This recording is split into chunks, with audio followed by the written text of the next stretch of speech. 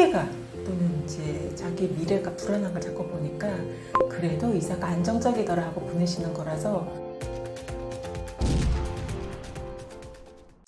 의대 열풍에 대해 어떻게 생각하시나요?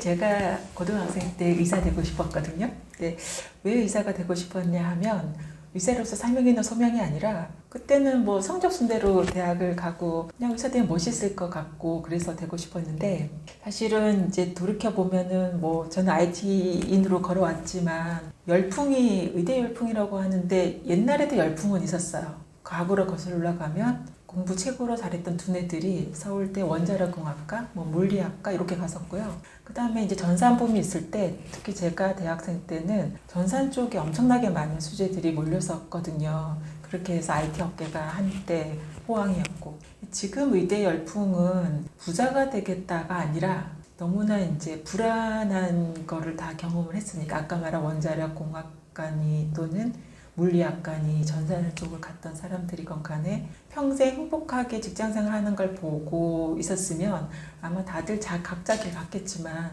중간에 여러 고비를 통해서 생계가 또는 이제 자기 미래가 불안한 걸 자꾸 보니까 그래도 의사가 안정적이더라 하고 보내시는 거라서 거기에 대해서 뭐라고 말씀드리기는 좀 어려워요. 자기들의 선택이고 보통 부모님이 또 의사시면은 자녀가 의사가 되길 바라고는 하는데, 근데 제가 이제 IT 잠깐 말씀을 드리면 저는 원래 IT에 IBM이라고 하는 회사에 있었어요. 그 당시 IBM은 글로벌 기업 중에서도 최고였고 전체적인 두뇌들이 들어갔던 데였거든요. 근데 조금 있다가 빌 게이츠라는 사람이 마이크로소프트를 만들어서 등장을 해요. 그리고 IBM은 역사 속에서 거대 공룡이다 이러면서 휘청휘청 거리게 되거든요. 그래서 이런 다윗과 골리앗의 싸움에서 다윗이 이기는 것도 보고 그 뒤에 우후죽순 생겨나는 플랫폼 회사들 보면서 이게 지금 현재 인기 있는 것보다 미래에 인기 있는 게 좋겠다. 근데 미래의 인기가 뭐가 있는지 모르겠는 거예요, 저도. 근데 그거를 TV를 어느 날 보다 보니까 차이나는 클래스에 교수님들이나 전문가들이 나와요. 이분들 중에 그 사람 한 명 한 명 몇면에 20년 전, 30년 전에 그 분야를 보니까 불모지였어요. 그 불모지를 이분들은 자기가 좋아서 그 일을 했고 그 일을 20년, 30년 쭉 하다가 지금 그 타이밍이 돼서 여러 군데서 이제 그분들을 모셔가고 본인들을 어필하고 이렇게 되는 걸 보면서 미래는 아무도 몰라. 그러면은 결론은 아이가 좋아하는 걸 해야겠어. 저는 그렇게 결론을 내렸거든요. 만약에 제 아이가 의사가 되고 싶다 그러면 저는 의대로 밀어줬을 건데, 그렇다 하더라도 조금 준비는 하게끔 말은 해줬을 것 같아요. 예를 들어 요즘 하도 뭐 인공지능이라고 이야기하지만 그냥 진료만 하는 의사가 되어서는 나중에 또 휘청할 수가 있거든요. 우리 때 산부인과 의사 그렇게 인기가 좋았는데 나이가 줄다 보니까 뭐 피부 그 케어하시는 분으로 바꾸는 거 보면서 좀 씁쓸하기도 했어요. 그래서 조금 이제 어머니들이나 아이들이 의대를 지원하는 이유 중에 사명과 소명이 있다. 그거는 베스트고, 안정적이고 직업으로서 생각하겠다. 그것도 괜찮을 수 있어요. 지금 불안하니까. 그래도 이왕이면 좀 자신의 미래 가치를 보고 오래 일을 할 거니까 재밌게 일했으면 좋겠거든요.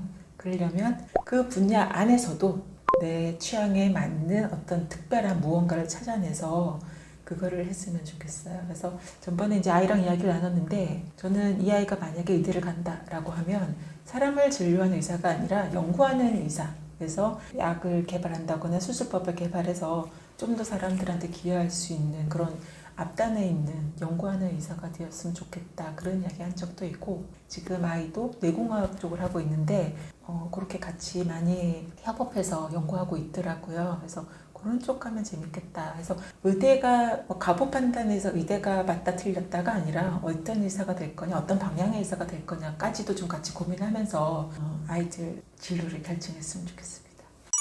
태교에 대한 생각은 어떠신가요? 너무 재밌는 게요. 제가 책을 내고 나니까 어머니들이 책을 딱 읽으시고 나는 망했어. 둘째부터 다시 임신부터 해야 돼. 난 태교부터 안 했어. 이러시는 거예요. 그래서 태교를 해서 뭐 똑똑한 아이, 예쁜 아이 낳는 건 아니에요. 사실 그냥 제 엄마로서의 위안인데, 저는 사실 태교라고 하는 게 저한테 큰 의미가 있었던 이유는 뭐냐면, 잠시 또 IT 업계에 말씀을 드리면 IT 업계가 사실 3D 업종이거든요. 특히 저는 컨설턴트다 보니까 야근, 주말 근무는 필수였어요. 거의 회사에서 살다시피 했는데 이게 엄마가 된다는 게 뭔지도 모르고 임신을 했거든요. 임신을 했고 마음의 부담은 있고 이제 엄마는 낳기만 한다고 엄마가 되는 건 아닐 것 같고 궁금증이 막 생겨서 일단은 그래도 이제 태교하면은 뭐 아이 머리도 좋고 정세도 좋다고 하니까 한번 해보자 해서 시작을 했는데 처음에 시작은 말을 걸어주려고 하는데 말 걸어줄 시간이 없는 거예요. 그래서 퇴근을 하면서 걸어가다가 말을 걸었죠. 아기야, 오늘은 엄마가 뭘 했어? 그랬더니 길 가던 사람들이 쳐다보는 거예요.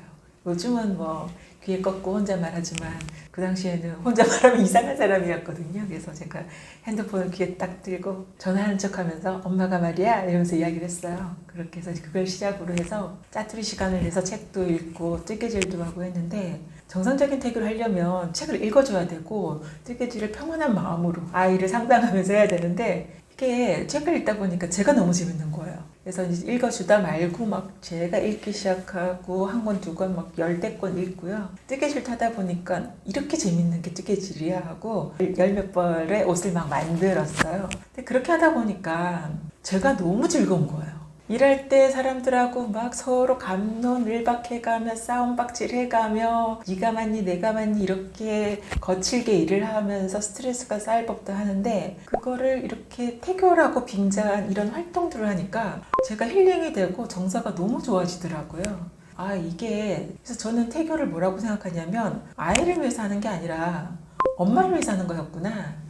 이 과정이 즐거우면 아이한테 고스란히 넘어가겠구나라는 생각을 했어요. 그래서 실제로 저는 그전까지는 일이 너무 많으면 뭐 잠자고 맛있는 거 먹고 놀러 가고 이게 휴식이라고 생각했는데 저한테 제일 잘 맞는 휴식이 이 창의적인 활동하는 거더라고요. 그래서 그때부터 독서도 더 열심히 하고 뭐 만들기도 열심히 하고 글도 열심히 쓰고 그랬더니 이제 너무너무 제가 기분이 좋아지고 제 정서가 좋아져서 아이에게도 웃으면서 대했고 일도 더 열심히 했던 것 같아요. 되게 그때부터 남들이 보면은 되게 힘들게 산다. 무슨 자기 개발을 저렇게 하지만 저는 그게 휴식이고 놀이고 태교라고 하는 거를 그냥 아이한테 해주는 거다라고만 생각하지 말고 엄마가 내가 즐겁게 앞으로 평생 가져갈 취미생활 한번 해볼까라는 마음으로 시작하시면 이게 다 좋아질 거예요. 그래서 저는 효과가 있다라고 말씀을 드려요. 즐거운 일을 찾아서 하는 것. 그래야 아이에게도 배 속에 있을 때도 마찬가지고 나왔을 때도 마찬가지고 엄마가 웃으면서 아이한테 대해줄 수가 있고요. 또 하나는 그런 경험들을 하면 아이가 무언가를 배울 때 제가 무언가 새로운 걸 해봤잖아요. 아이 심정을 이해를 해요. 아, 나도 뜨개질 처음 할 때 이게 막 코도 빠지고 이거 어떻게 하는지 몰랐지. 이 책도 이거 새로운 책 읽을 때 되게 어려웠는데 이거 경험이 있으니까 아이가 싫어, 힘들어, 안 할래라고 할 때 그걸 공감해 줄 수가 있어요. 그냥 공감하는 척 하는 것과 내가 경험을 해서 얘를 공감해 주는 거 완전히 다르거든요. 그러면서 엄마도 이렇게 해봤더니 힘들었는데 그래도 참고 했더니 재미가 얻었는데 이런 말도 해줄 수가 있고 그래서 이야기거리도 풍부해지고 참 좋았던 것 같아요.